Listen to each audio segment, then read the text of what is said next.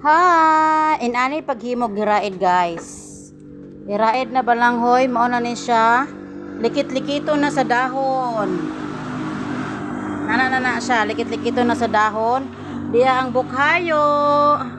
Mao na ang bukhayo, mao na ang ipalaman sa iraid mga lalabs.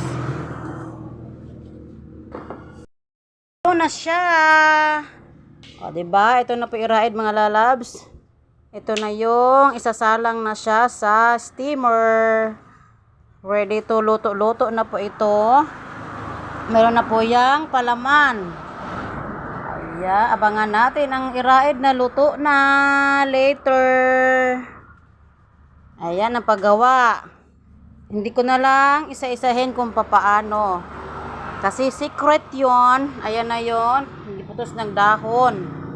Ayan. Tapos, pagdikitin, itali.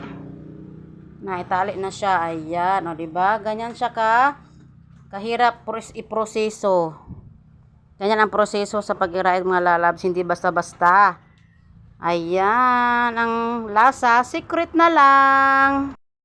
Pagkatapos doon, ito na, isasalang na siya sa steamer. Ayan mga lalabs, ito na yung ating iraid. Open natin. O, diba? Usok-usok pa. Ayan, napakagandang iraid. Nilatik yan mga lalabs. Hindi ko na pinakita kung paano ang procedure. Lahat-lahat. Kay secret yon. Yon lang. Abangan ang iraid. Thank you sa nag-order.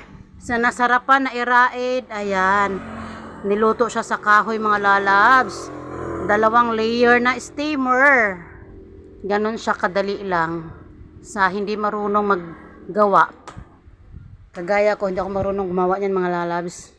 Kaya ako na lang tagagatong ng apoy. O diba?